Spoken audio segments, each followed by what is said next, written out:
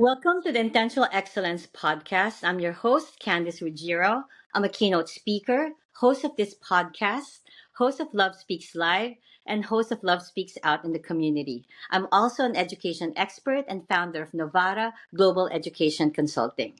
Today, we're continuing with our special series called Built to Build, the CEO series. And the series highlights leaders and innovators who have built not only companies and careers, but also the mindset and resilience it takes to lead with purpose. Our guest tonight is someone who truly embodies innovation and intentionality. He's Mike Todasco. Mike Todasco is a visiting fellow at the James Silberad Brown at the Brown Brown Center for Artificial Intelligence at San Diego State University. There he writes, he advises and teaches on AI. A former senior director of innovation at PayPal, he led global innovation programs and holds over 100 US utility patents. Mike began his tech career after founding and failing his first startup, Sketch Mavin, an e-commerce site for comic book art. Before that, he worked in finance and accounting, openly admitting he wasn't a great accountant. Today, he focuses on making AI accessible, blending his Johns Hopkins MFA studies with hands on experimentation. He blogs, runs the AI Conversations newsletter, and even publishes AI written books under the pen name Alex Irons. He also donates proceeds to charity. Known for simplifying complex topics, Mike's helps leaders and individuals adopt AI as augmented intelligence to enhance creativity, decision making, and productivity. He lives in California with his two children and enjoys exploring the intersection of technology, curiosity, and real life. Mike, it's such an honor to have you with us. How are you today, Mike? I'm wonderful, Candace. I feel the episode might already be over. That was a beautifully, eloquently long intro. Thank Well, you, though. Thank I you. listen like three episodes before this, also from my Build to Build series, I was able to feature the managing partner of MS3 IT Solutions, where he's also involved with AI. And he hmm got me so interested with it. He handles the home solutions and real estate and healthcare. And I was so like blown away with what AI can do. So I am so excited to have you because I want myself to learn more about AI and I want hmm everyone, the viewers, to know the capabilities of AI. So you don't know how excited I am to feature you. Well, I love it. That's what I'm here for. Let's do it. Let's do some teaching here. Good. I love that. All right. So Mike, my podcast is worldwide. Let's share with everybody where we're podcasting from. I'm in Florida, specifically in Tampa, Florida, in United States. Where are you podcasting from? California in the Silicon Valley area. Nice. Yeah. So how's the weather? How's the weather in California now? It's always nice here, honestly. Like Oh, like it's been such a nice summer and everything. I grew up in Chicago where it's okay. miserable summer, miserable winter, and I really appreciate it out here. Oh, are you kidding me? I'm from New York and I'm now in Florida for 3 years. Honestly, I miss it sometimes. I Uh, still, come on, don't my you miss the older son is snow? 14 years old and he still has not seen snow. So I'm just fine Aww. by that. I'm Well, fine. I hope if during the winter season, like in one like East Coast, at least you can experience the snow. You know what I No, mean? no, no, no, no. He's not gonna do it until he's 18. And like, I No. mean, the only thing I will say, Why the like, time? he can go. Why the age? Well, I want him to go, like, I would love for him to go to college far away and somewhere Okay. cold because then Oh, he'll okay. appreciate living Yeah. here. But when we Okay. go on family vacations, they actually have this thing in California called Ski Week, which I had never heard of before coming here. It's But literally a it's week off fake. in February that Oh. you get from school, and like public schools, private schools, everyone kind of does it. Most people go to like Tahoe or Utah. We Yes, go to yes, like Utah. Hawaii, Mexico City, like we go warm. We go warm. All right, okay. All right. Me, my heart is still part of like the winter in New York. I miss it. I'm gonna be honest. Yeah. I miss it. Yeah. So I go home once in a while just to like enjoy New York City. the White Christmas, especially if it's White Christmas. Yes. Yeah. It's All right. beautiful. It's beautiful. I just don't want to have to deal with it. Yes. Yeah. All right, so let's start. Can't Yeah. wait. So, Mike, let's talk about the inspiration. I believe, Mike, that every career path has a spark, a moment, or a bold step that shaped what followed. So, Mike, what inspired you to step from finance into entrepreneurship and eventually into innovation and AI? And perhaps share, was there a defining moment that shifted your path? Look, I would say I was just always interested Mhm. in entrepreneurship, and I was frankly just always naive on business and stuff like that. The whole reason I went into finance is because I knew it was kind of about money, and I thought money was really interesting. And Mhm. so that is why I got a degree in finance for my undergrad and why I pursued that. And then I got in, and I'm like, oh boy, this isn't exactly what I was expecting. But I was always doing entrepreneurial things on the Okay. side. I would I actually like made a TV show with like a coworker of mine, and we were Wow. submitting it to. This was before YouTube, mind you, Okay. so there was no Yeah. easy way to distribute something independently. So we are like driving to public access TV stations to Oh, distribute our episodes, like all over Ohio and Michigan and places like that where we lived. Um, I was always doing entrepreneurial things. And I actually went back to school to get my MBA. okay. And just as part of my MBA program, most people are like looking for jobs after. And I'm like, well, do you know what? I'm just going to use this as an opportunity to Right. transition and to That's just do my own thing. And that's what I did post MBA. that's exciting. Talk to us about the e-commerce that you were at. Because like nowadays, like the in thing is e-commerce. Yeah. And everybody likes comic book. Talk to us about that. What happened? Yeah, so this was so the idea came from so I collected comics in the 80s and 90s growing up. Frankly, I paid for college in many ways by buying and selling comic books. And I would actually I had a catalog, a newsletter and stuff like that I would send out. People would send me their checks, I would go deposit them, and then I would like send out the comics. Eventually, it went to not even eBay, but Yahoo auctions. I'm really showing my age here because like that wasn't a thing No, in the we're early probably the same 90s, age. selling online. Probably But the same eventually, I age. started selling on places like that. Um, but the whole idea came from me wanting a piece of artwork. So every comic came from a hand-drawn piece of artwork. Okay. Me wanting to buy a piece that I saw in the 90s at a convention. The artist was there. I'm like, oh, I should be able to find that. And then I kind of discovered that it's a unique problem when Yeah. there's only one hand-drawn page for everyone, even though millions of people have seen the finished product. So Wow. there's tens of thousands, hundreds of thousands of these individual pages, but each one is unique. And to find something where there's only one of them that exists in the world, it's not a really easy thing to do. Yeah. And so it was all about building a marketplace, so an e-commerce marketplace where people Okay. can buy and sell this comic book Okay. artwork. And it was 2009 when I started that business. It was called Sketchmaven. I had never built a website before. I had no idea what I was doing. I remember I launched on Thanksgiving Day 2009. I didn't even have a secure checkout. So like, Wow. that little lock symbol you Yeah. see, I didn't know I needed that. And this was before Stripe. This was before all Yeah. of these things that Yeah. exist today. Right. Right. Um, and I was just constantly just figuring stuff out, failing as I went. I did that for 2 amazingly painful years, but also I grew so much in that, and that Yes. kind of put me on the next path of my career trajectory. Well, that's how that's what leads us to the bigger stuff, Yeah. like stepping forward, failing, succeeding. That's how we learn. That's really Yeah. practically how we learn. And absolutely. And Candace, like my entire interview, so I got a job at PayPal 2011 Yes, as yes, I was talked like about shutting that. down the business. Yeah. My entire job interview at PayPal was like 6 hours of me talking about how I failed in this business. That's all that I did was just talk about, yeah, I screwed this up. I screwed this up. Boy, I tried this thing that didn't work.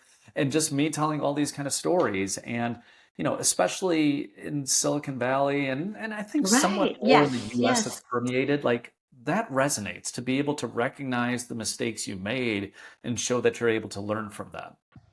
That I totally agree with you, Mike, because I've learned from my own journey that what made me who I am right now were my trials, my challenges in life, my failures. And if you're able to own and make them part of you, that's how you really become resilient. And really, my podcast has been about resilience, it's authenticity. It's because, like what you and I have been talking about right now, it's really all of these things that we go through in life which makes us who we are. And you know what I mean, and sometimes admitting that we failed, sometimes it's like it's better than just being like, you know what I mean. I just feel like we always learn from our mistakes, and we Yeah. always learn from our failures, and for you to admit that, that means you're willing to grow. That's how I perceive life. I think that's very wise, Candace. And look, and that's I think it's important for everybody. Like, just failure is just a part of learning. Right. It's just has bad branding. But like, we're not born knowing what all 50 states are. We're not born knowing all these No. facts. Like, it's guessing and checking. It's this whole process that we have to go through. And as long as you could show, like, hey, I take these things, I learn from it, I don't make the Yes. same mistake twice. Will iterate and iterate. Like, I think that's a great story. And I think Right. any hiring manager, any investor, any whomever is going to really like want Know you to as a put a person. Yeah. lot of faith in a person who can do that. And to think that you work for PayPal, a very known, it's a big company, like known for everything, and for them to like notice you, you just shared 6 hours of you talking about your failures and challenges. It's like they were looking at the authenticity of you. Like it wasn't like what you, I guess what you already have. It's like what you can bring. You know what I mean?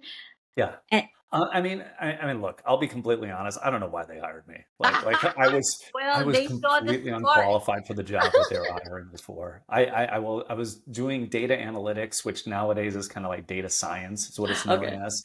There's a tool, there's a software tool that you need to know, and I didn't know anything about this. Like, I knew literally nothing, but they just brought me on board for whatever reason. And Well, and how I like to long? say, my How entire long did journey at you? PayPal was just going from one job that I was dangerously unqualified for to the next.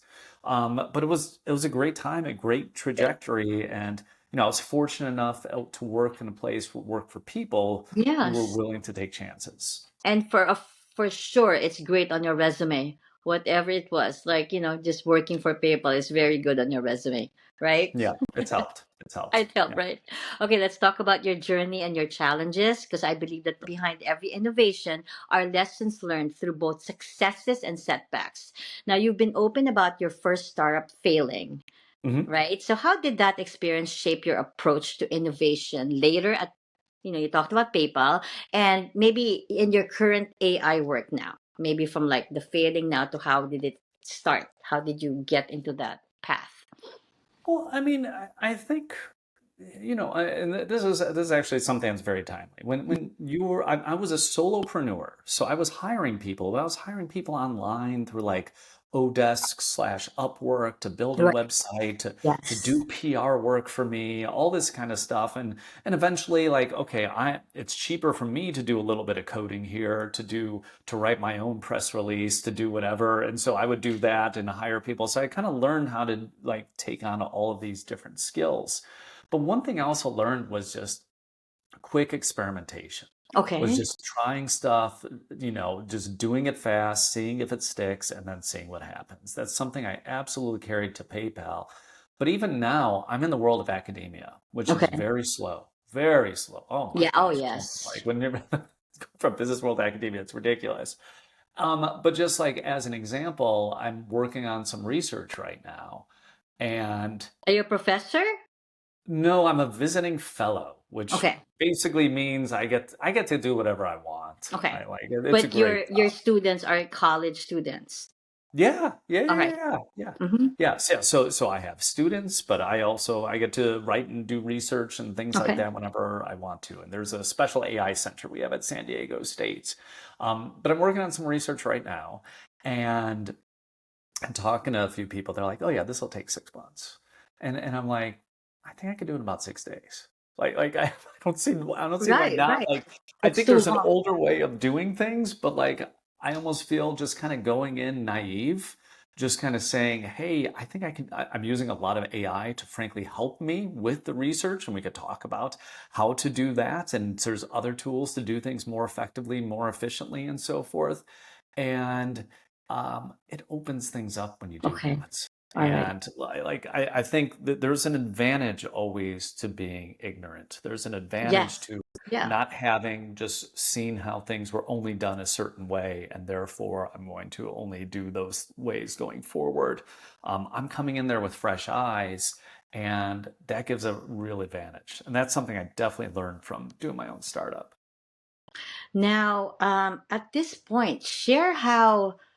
I know you did share how you got into AI because like you were just watching, you were on Upwork, and then you wanted like productivity to be fast and stuff like that. Um, so what year are you? When do you think AI really entered, like really started? And how far are we, like with the potential, when did it start, you think, the concept of AI? And where are we right now when it comes to, like, if you compare where we're at now to the full potential of AI? And can Mhm. maybe in between tell us, like, what can AI really do to transform not just individual lives but like businesses, like because like people are, the problem with it is it's here, but it's people are unaware. They're really Yeah. not aware of what it's capable of. So maybe at this point, like I said, when Yeah. did it start, where are we, and where is it going to be in the future? How wide is it? Absolutely. Yeah. Look, it started in the 1950s. We're going to go through a whole So little, we'll do a very short history lesson here, okay, I want to Candace. learn Yeah. that. And the Okay. concept, the term artificial intelligence was 1954, I believe, at Dartmouth College. There was this summer thing. There's Okay. all of these people in the world of kind of computer science, as we would recognize it now. And they were saying, hey, we can have these machines that would be able Okay. to kind of think like a human being. And we think this could happen in the next 10 years. This is what they were saying back in the 1950s. Of course, that didn't happen. Okay. The branding AI is, in some ways, its original sin because it's not really intelligence. It conjures all these other, there's a million other things they could have called it. Right, Um, right. but AI was its branding. This was the 1950s. We're in the race against the Soviets. Yeah. Science was kind of the first thing on everybody's mind. And to say artificial intelligence, my gosh, that pulls up sci-fi, that pulls up all this stuff. And you know what? It's going to bring funding, it's going to bring attention, and all these kind of things to it. So what has happened over time, we've had what is known as AI winters. So Okay. there's all this hype and promise and all that, and then it doesn't pan out, and it just plunges. And then for years after that, nobody's interested in AI. And then all of a Okay. sudden, like, oh, wait a minute, there's some new revolution happening here in the 80s, whatever it might be. And this just kind of keeps on going and going. So when I started PayPal in the 2010s, um, people never we never called it AI. In fact, we Okay. were kind of almost slapped on the wrist if you referred to it as AI. It was all machine learning, which is a Okay. subset of artificial intelligence. Okay. Is the subset kind of A that falls subset in of AI. most of the Okay. things that people are familiar with today is really kind of machine learning. But we couldn't even do that because like people were burned by it. Nobody was going into AI. Nobody was going into AI jobs. And Why then not? What do you think? Why not? because honestly, it was I actually have an uncle of mine. He got a Okay. degree in artificial intelligence in 2002, I believe. He was pretty much unemployable by that Okay. because like the Because of technology like, wasn't there. We hadn't figured okay. out certain things. So a couple things that happened.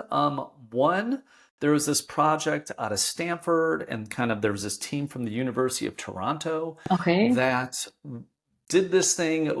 Basically, they were able to train an AI to extremely efficiently recognize pictures. Okay. And so, like, you showed a picture of a dog, or there's a fun thing. You can actually Google this if you do like look up dog or muffin, and you can Okay. see all these pictures of like blueberry muffins versus dogs, and like if an AI thinks it's a blueberry muffin Oh or a yeah, yeah. dog. I It's remember. All sometimes right. hard for a Yeah. human to do as well, Okay. but they were able to recognize this with like Okay. much higher uh, authority than AIs were in the past. Right. And so this led to more interest, and people would build off of that idea and so forth. Then, the transformer paper was Okay. so GPT is generalized pre-trained transformer. That actually came from Google. And that Okay. was a paper that they released, which basically said, hey, here is a more effective way that you can train an AI model to be able to like predict the next Right. word and so forth. Okay. And that's what these models, the large language models we do today, we see that. So this kind of kept on going and going. And then, I started, the reason I got so excited about it and the Right. reason that everybody listening and watching should be excited is because I'm not an engineer. Okay. And Important I that you worked mentioned with a that. lot of, oh, go ahead. Sorry. No, no, no. I'm just saying, like, it's important to, it's nice to share with them that you don't have to have that, you know, No, like an engineer, you don't have to be an AI graduate, you don't have to know coding to really appreciate AI. that's So sorry, exactly sorry right, for Candace. interrupting. Go ahead. That's the magic of the world we're entering now. Okay. In the 2010s, when I was working with AI or machine learning teams, they were doing these amazing things. And look, we're paying them at PayPal $500,000 a year or whatever to do these incredible things. But I would watch these demos, I would work with these teams, and I couldn't do that. I Okay. just didn't have access. I didn't have the abilities. I wasn't an engineer and all that.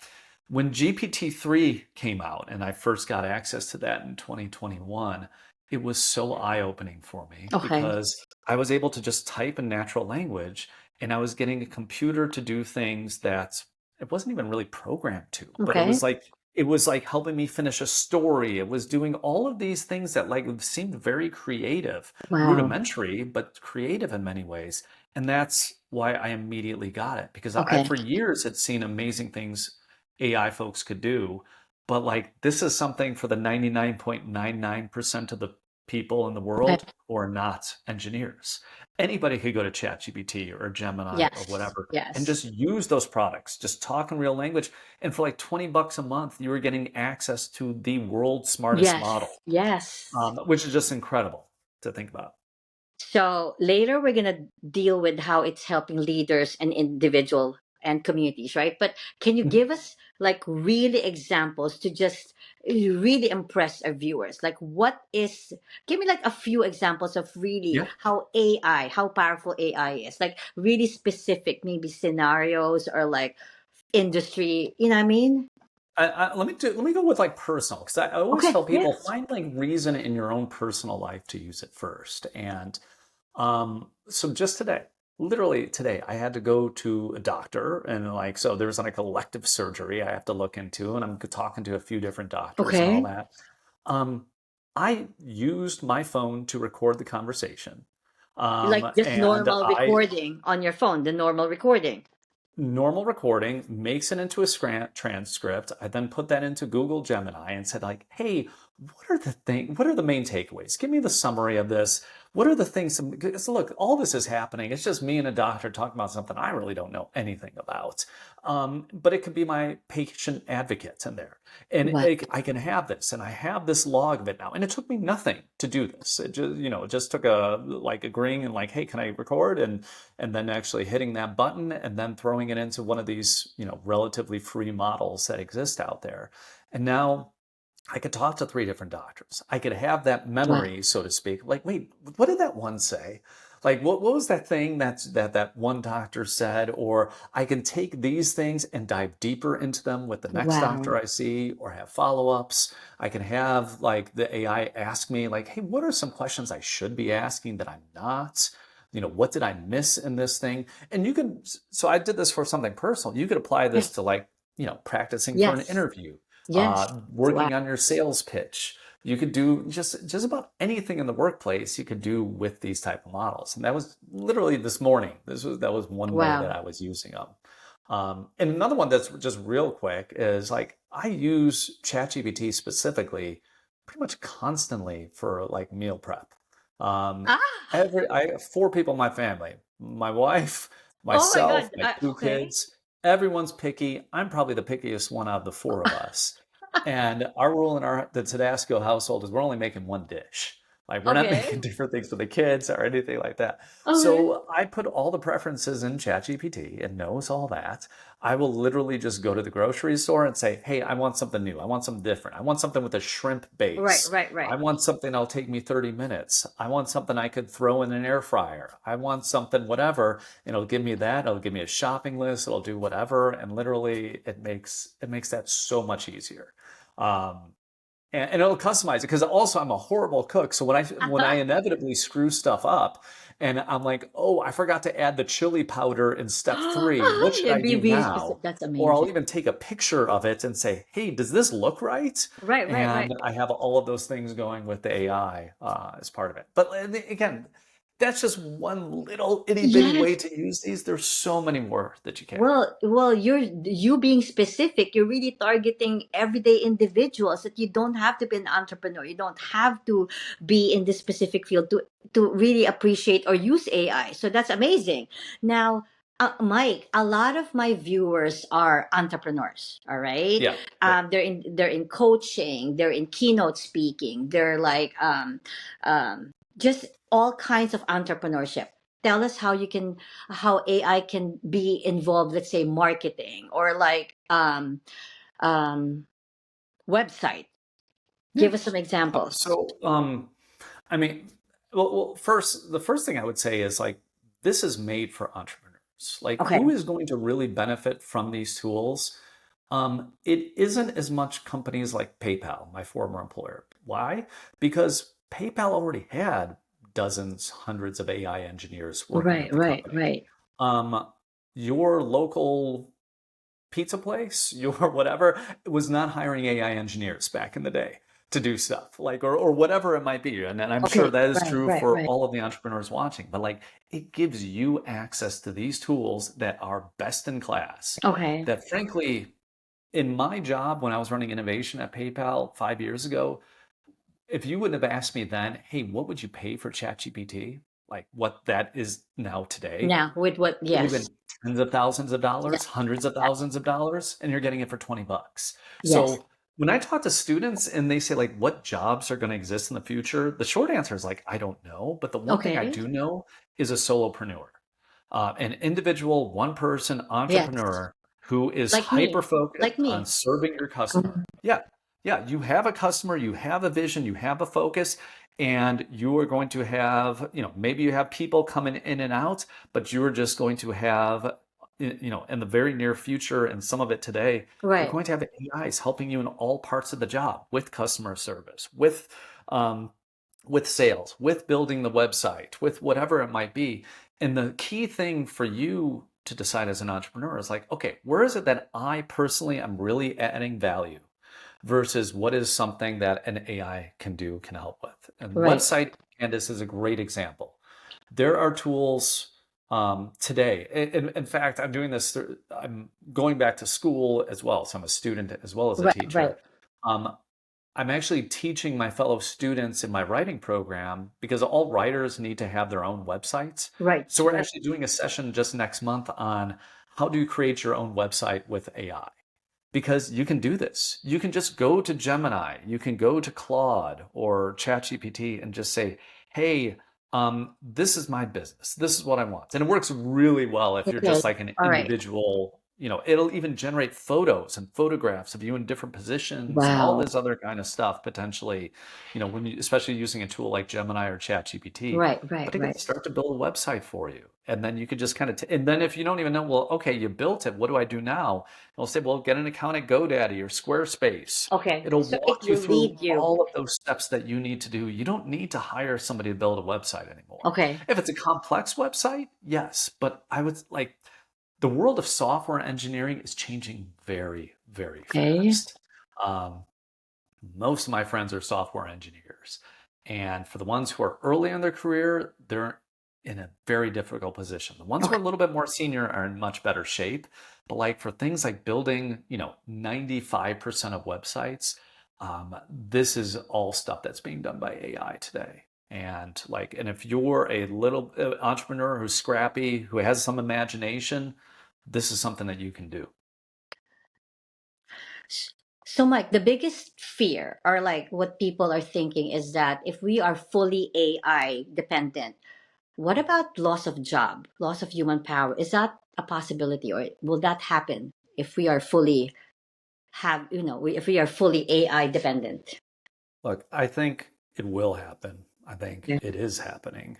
I think the big question for society is what's the net difference in jobs going to be? Some jobs will go away entirely. Customer Okay. service, at most places is going to be heavily disrupted, I think, in the next few years. Um, but at a place like Zappos, where they pride themselves in human connection and so forth, it ain't going to be disrupted at all. I mean, Right. it's Right. probably going to be very complementary so that there's actually more time to do one-on-one. And that's what we're going to see is that all jobs are going to change and evolve. Some will go away, some will become something else, and entirely new jobs are going to be created as part of it. I think the kind of questions I'm most interested in is like, what do we want to do as a society? I wrote a Right. whole piece on job disruption. It actually was a three-parter just last year on this. And, it was really interesting to go back in time and to see other technological innovations and Yes. how people thought they would disrupt the workplace and how they actually did.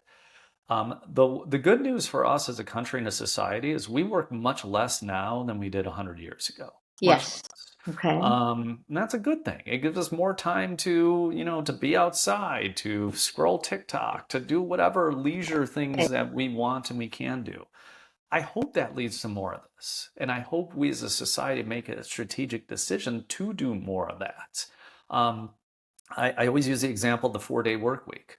4-day work week was a Republican talking point started by Richard Nixon Right. back in the 1960s. And is now kind of, Bernie Sanders and others have actually specifically talked about AI Right.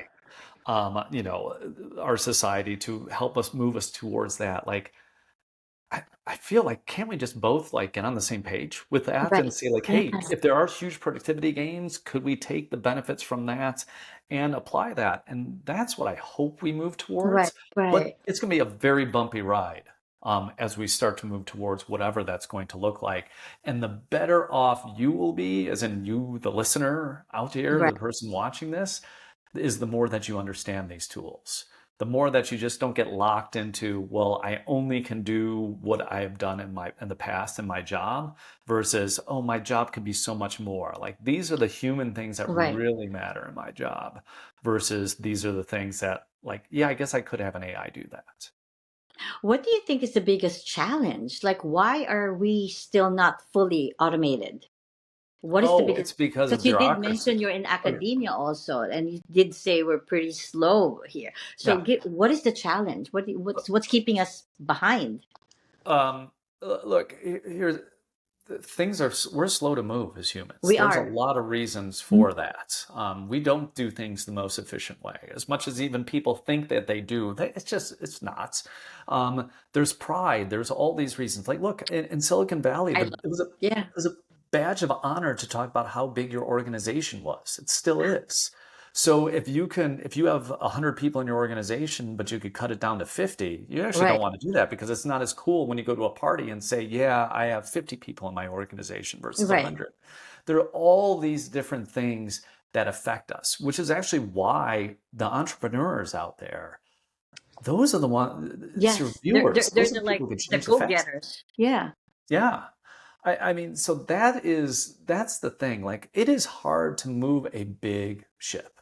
Right. Um, One of the best books on this is Satya Nadella, the CEO of Microsoft now. Okay. I can't remember the name of this book. It came out is a lot about AI. It came out in the late teens, I believe. But he talks about how he kind of changed the focus of Microsoft all overall. And that's hard. That's hard. And it took a brilliant CEO like him years to do that. So look, if we had AGI tomorrow, which Yeah. basically means like an AI smarter than any human being could ever Okay. be, like if that All right. happened tomorrow, we're not going to know it the next day. Like the world isn't going to look very different. It No. will in the next year, the next Right. couple years, but it's not like it happens overnight. Well, let me give you an example, right? So I've been in the field of education for 30 years. Wow. As a teacher, admin intern, I'm supposed to be an assistant principal, but I changed my career. And for me, the biggest challenge is people's mindset.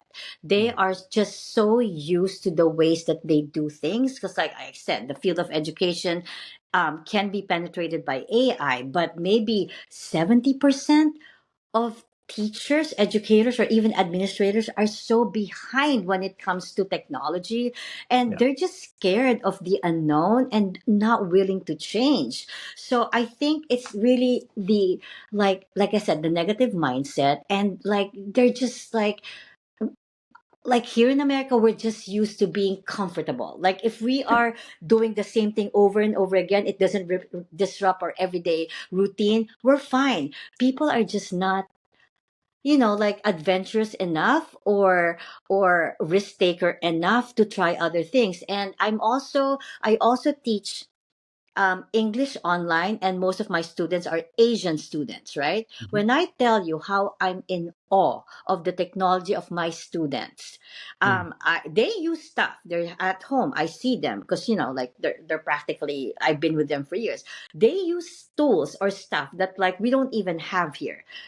Bullet train, we don't even have bullet train when it's everywhere in, in China and in, Sure. in Japan, just stuff like that. And like I told you, like I'm like, and we're in America. I just feel like we need to step up our game, because if these Asian countries can do it, I'm sure we have the resources here. But our greatest challenge and our greatest like competition really is the mindset.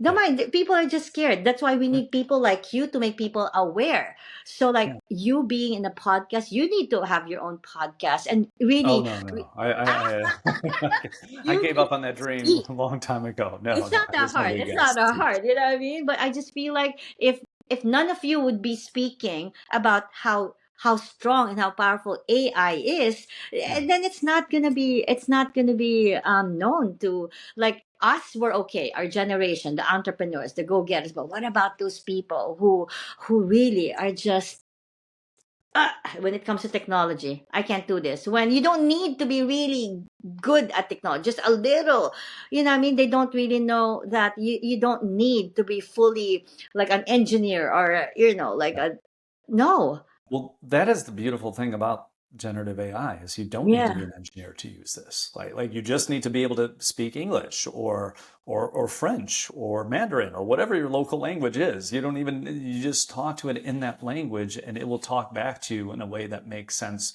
to you. And that is the one thing that has been really unique about this. But look, I think you know, uh, and obviously I work with a lot of teachers and so forth. It is somewhat of a self-selecting group where I think teachers are not the natural risk takers that you might No, see no, in they're some not. other They're areas not. of Yeah. business and so forth. But the thing is, like, I think all teachers are passionate about like teaching better, Right. being there for their kids, like, Right. doing more. And that's what I always double down on. Like, you know, I think if you've been a teacher for 15, 20 years and all of a sudden, like, you think, well, this is the way I always did it, that's the way that's right. I think this is just a fresh time to just take another look and say, well, does it make more sense to do this? And can you use these tools to help you? We're moving to a world where you're going to have 30 kids in your class, and every one of them will have a completely different homework assignment because each of them is going to be tailored to where each of your students are at, and not just like, oh, well, you give all 30 kids the same homework. Because you went for some it's too easy, for some it's too like that doesn't really make sense Right. to do that. And you can use the tools that exist today to really start to push you down the road to be able to do things like that. Well, the thing also that the push that needs to be done also is like teachers go through professional developments. That's a must in order for them to acquire hours or just to start the year. They AI leaders or AI instructors like you need to penetrate the districts and come up with your own course to show the teachers how to use it, because we rely heavily on professional development. That's all year long. We attend professional development. And what do we talk about? It's the same thing: curriculum, safety management. Like, it's the same thing over and over and over again. What we need now is that AI lesson, that AI, um, that's what the push is supposed to be. And I Yeah. have a global consulting firm wherein, I do my own digital courses, and I couldn't penetrate AI because I'm not an expert in AI yet. You know what I mean? No. I think like what you said, you don't need to be a software engineer to be able to like know it's, how you use it and everything like that. But I feel like that's what the education industry needs to do: penetrate the professional developments. And Yes. that's a huge, and make it mandatory for teachers to at least baby steps use, maybe for a month use this one, and then this one, and they have to show it, give it back to the students Yeah. by actually using it. That's big, Mike. If you Well, can enter the field of education through professional development and workshop, that is, and the field of education is massive. It's massive and wide. That's a big, wow, that's a big thing that you can do. look, I think for any, like, I appreciate that. I'm not going to do it, but like for any listeners, for anybody out, like, there's a huge opportunity for that. I Yes. think there is. I mean, I think there is just a great way to be able to teach and to bring these tools, because like ultimately it's not hard. It Right. does take a different type of mentality, because like it's the first time with software where you're going to get a different result every time. Right. It is not prescriptive to just say, well, what am I supposed to do with this? You can ask the Right. model, hey, what can I do with you? These are my pain points and all that, but you just need to kind of learn that new thinking. The great thing is, um, people who are growing up and going to high school and college now, they're becoming AI first. Yes. So they Yes. are going to get it, and they are getting Mhm. it right now. I think it is folks that are maybe a little bit more stuck in the middle and who have developed, old habits that are like a little bit hard of just breaking those and saying like, oh, I could actually use this to grade and it might actually help me be more fair or whatever it might be out there. And the population that you just mentioned are the ones teaching the elementary, the middle schooler, and we're missing the thing that, that the young generation, the kids, can already start learning from AI, or even Yeah. learn to start using AI because like it's not being taught to them. You know what I mean? It's just, Yeah. that's the thing. Like you did mention that, like the college students and like gen the gen what do you call that, that gen age, Alpha. are using it, right? But Yeah. Oh, the yeah. younger Well, ones, and they're and, so and one smart. thing, and if I may, Candace, like the one thing I do want to say is like I don't think every teacher needs to use AI in the classroom. Actually, I do want to go on record saying that. I do think every teacher needs to be conscious of the decision of Right. using Yes. AI or not using Yes. AI. And one example is my son was in eighth grade last year, and his English teacher basically said, "Do you want? I'm taking computers out of the classroom." Yeah, and I'm just like, you know what? They're going to just write longhand, and they're going to do this because they can't send stuff home or anything like that. And do you know what? I applauded that decision because honestly, they're going to be able to get exposed to in all these other Right. places. Right. This was about the fundamentals of writing. Right.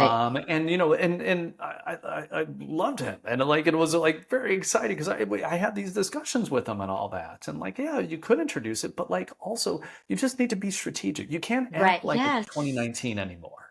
Like it's Right. not. It's Right. 2025. So you do need to make a decision. Right. Either this is the reason we're not going to use AI, or I'm not going to use AI, or this is the ways that I'm going to allow students to use it, not allow them to use it, and myself, I'm going to Yes. be transparent with how I'm using it with the students as well.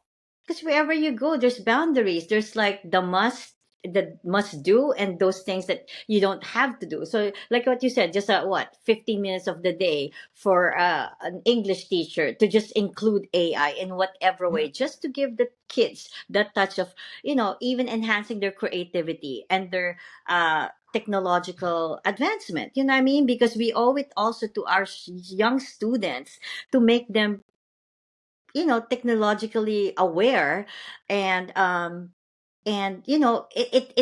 because I believe in 21st century thinking skills, and we need that innovation, we need that collaboration, we need that um, critical thinking, and you do that if all of these things are combined. So Yes. I just hope that teachers will give it a chance. And like I said, the move nowadays is really bigger.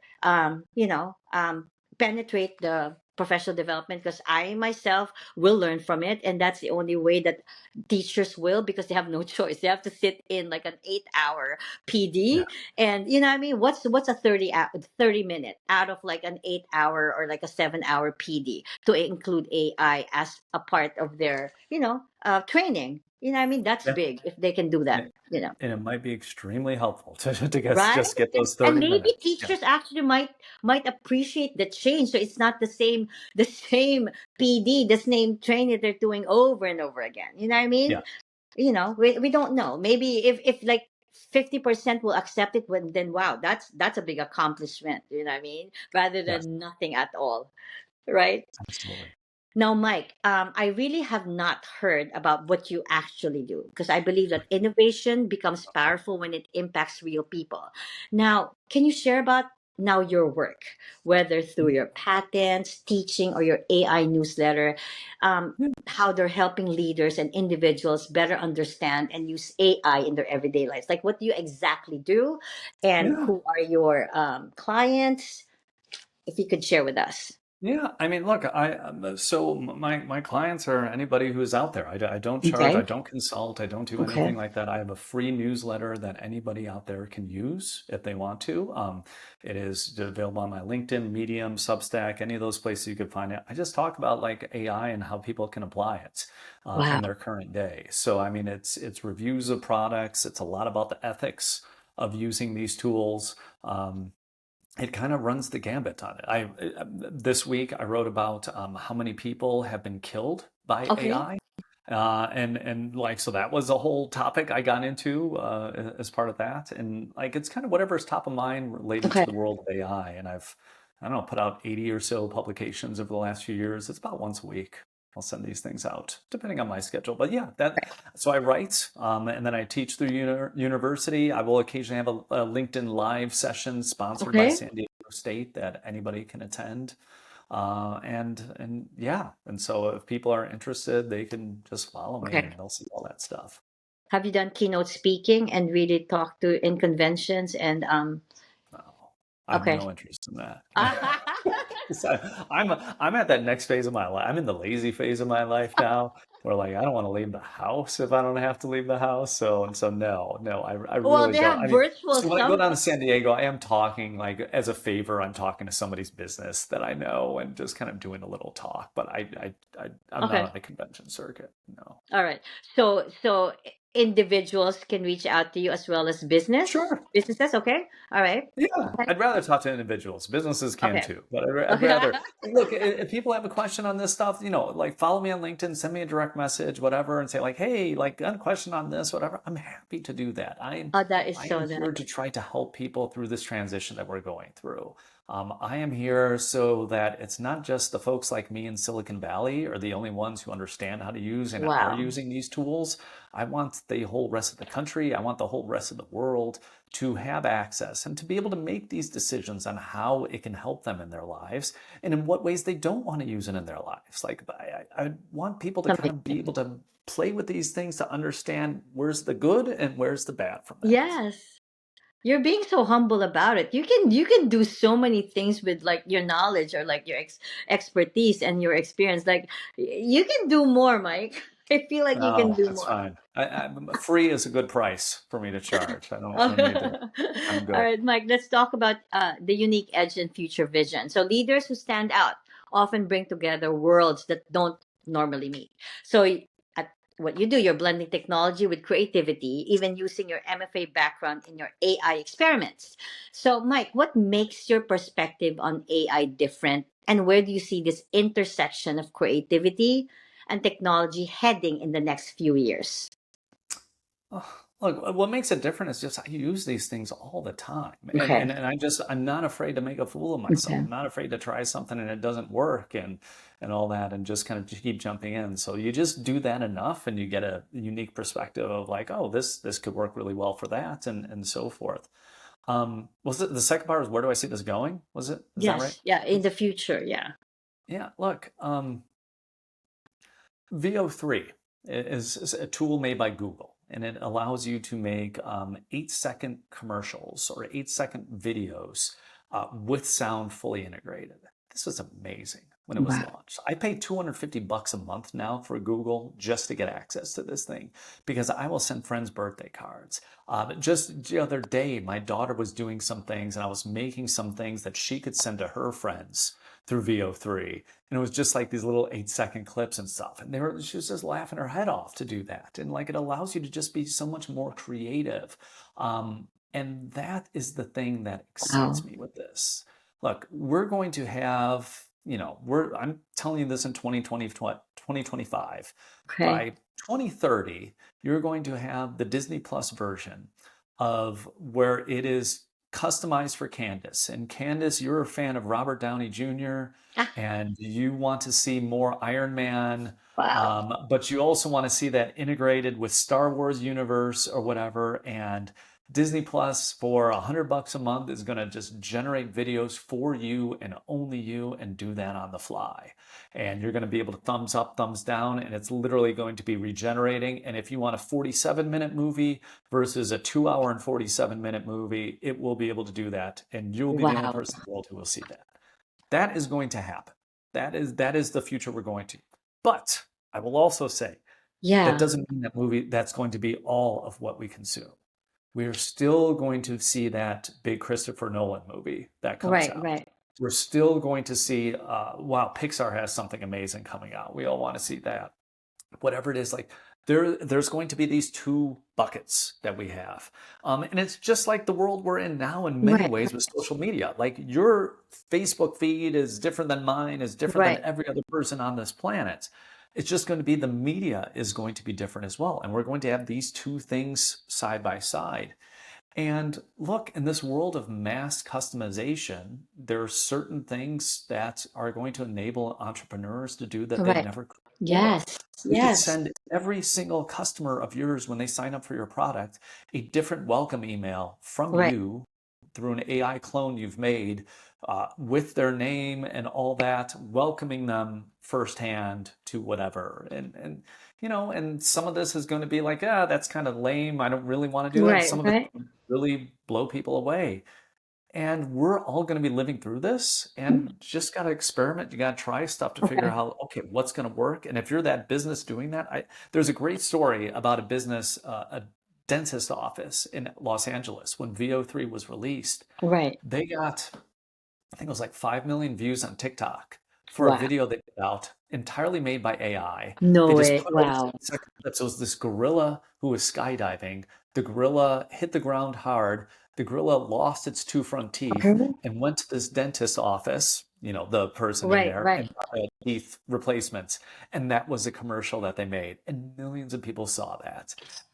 That just took a couple creative people in the dentist office, I'm sure just Wow. batting around ideas one day and, a couple $100 to make something that millions of people then saw. And well, what are all those other opportunities? What are the things that it's still Right. novel? Right. Right. Entrepreneurs can do this stuff today and Yes. get noticed out there. Now, let me ask you though, if you are the one, let's say hiring, and you see that somebody's work is fully AI, would you hire that person? If they're disclosing it, if they're Okay. trying to Okay. pass it off as their own, absolutely not. But Okay. no, if they're disclosing it and saying, I actually 2 years ago was encouraging students to submit for job applications Okay. because no one should ever have one resume that goes out to a bunch of different companies. You Okay. should have a resume that's customized to the language that the company used in the job posting based on your skills. Like you should send a different resume, a different cover letter of all that stuff should be completely customized. Now that's commonplace now. 2 years ago it wasn't. And I was literally telling people like, yeah, you should use AI and tell them you used AI to do this Okay. because it was Okay. novel. Um, as long as people are upfront about it, as long as I could see like the reason why they're doing it, Okay. like yeah, I'm open to it. But if I know that they're doing AI and they're not admitting it, no, no, that'll never fly with me. So I'm also currently writing my book. How can Yeah. AI how can AI help me with that? So AI is horrible at writing books Okay. outright. Just put that on the table. Okay. So my alter ego you mentioned in the beginning, Alex Irons is, I think I've written or I've had AI write 20 or so books. They're all on Amazon. Um, since 2022, just having different AI models write them, they Okay. all stink. Just Okay. to be completely honest, to be No, completely no, no. candid It's good about to it. know. That's good to know. Yeah. Um, but look, it's really hard to write like 75,000 words or something like that. Keep this cohesive story in check. Like I've tried a whole bunch. It's really hard to do that. It could write like Okay. emails really well. It could Okay. write All right. poems really well and these shorter form things, but keeping that context is extremely hard for a Right. large Right. language model to do. But for your book, I would probably like Claude is the one I find that helps me most with writing. Okay. I would use Claude. How it do you as my spell editor. that? Claude. Yeah, Claude, Claude. It's made by a Okay. company called Like Jean Anthropic. Jean Claude, like Jean Claude Van Jean-Claude. Damme. Yes. Yeah, yeah, yeah. All right. Now, And somebody mentioned to me, like the one that I interviewed, Comet. Have you used Comet as that's the a? browser, isn't it? It's a browser, yeah, and he is I like have not used it. amazing. That's Perplexity's browser, I Yes, think. yes, Yeah, yes. yeah, I have not used it. No. So if I am to spend 200, will I do Google or will I do Comet? I know you don't like how great is Google because if I'm spending it anyway, because I'm like I said, I'm very curious and I really want AI to like run my whatever I do. Would I is Google that big with AI that I'm gonna Yeah. learn really use it or should I just because it's the same Here's what I would price. say, Candace, and this is for anybody out there. The three main, and I don't have ownership in any of these. I like don't invest in these Hmm. companies. So Google, Anthropic, and OpenAI. So ChatGPT, Claude, and Gemini. Those are kind of the three best in class models. They're the three ones I Okay. use the most. Okay. What I would say to anybody is start with the free tier. And like Okay. you want it to do something, put the exact same response in all three of them at the same time. Wow. See which one gives you the best. And Okay. if you find out you're using it more and more and you're hitting limits, then go up to like the 20 bucks a month. You're right. And it's You're right. about 20 You're bucks a month for all three of them. right. And then after a month, just see which one you like best. Okay. Uh, you can get a lot for 20 bucks a month. Okay. Sometimes you won't get the immediate access to the stuff that I get with Google, for example. But I mean, for most folks, the 20 bucks a month version gets you more than Okay. enough. Like Right. Right. Google's, I spend 20 bucks a month for Claude, 20 bucks a month for ChatGPT, but I Right. spend a stupid amount of money for Gemini, at least now. 6 months from now, I might not. But while it's Okay. still a novelty, I do spend that. Because I was just thinking, like, I'm paying separate for Google Workspace. I'm paying separate for my website provider. I'm paying so maybe all in one. Maybe just Google can just do everything for me. You know what I mean? Like Yeah, I mean, the with that big 200 bucks Google a month, it gives you business, like right? ad-free YouTube, and they are throwing other things in that. I think they just want you to start using it and never think twice. So I could see them doing hosting Right. services or whatever else. That's good.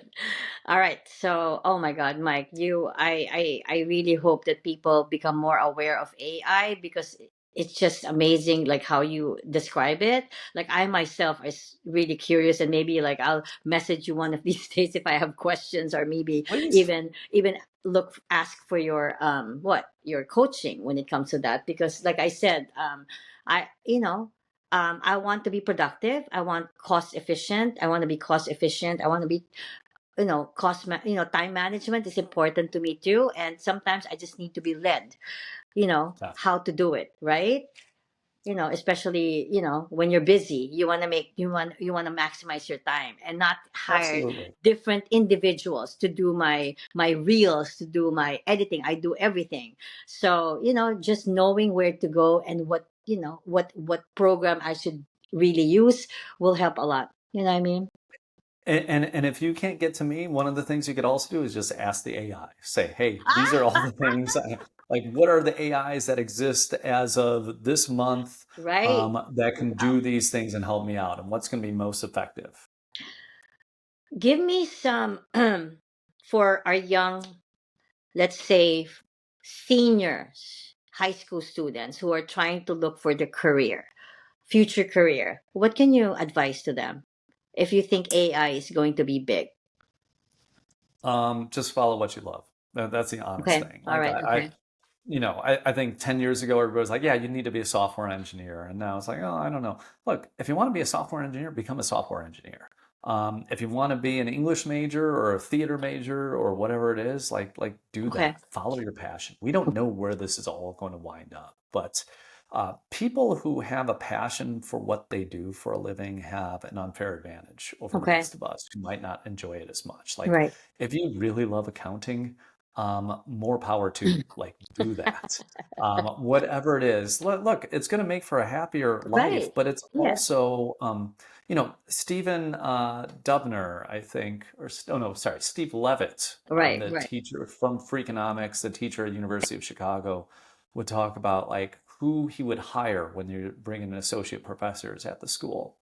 And he would say the one thing you would look for is people that were obsessed about economics. Wow. Because when they Okay. were obsessed about economics, when like literally they go to the grocery store, when they're in a restaurant, when they're sitting there watching TV, all this stuff, when it's always thinking about economics, that's an unfair advantage that they have. Right. Right. So for people out there, like, find out what that is. And Right. if you don't have it in school, fine. I'm not doing anything related to what I got my degree in. Oh Like, yeah. things True. can change and all that. But like, if you have a passion for something, just study that, do Right. real good, and you'll figure it out.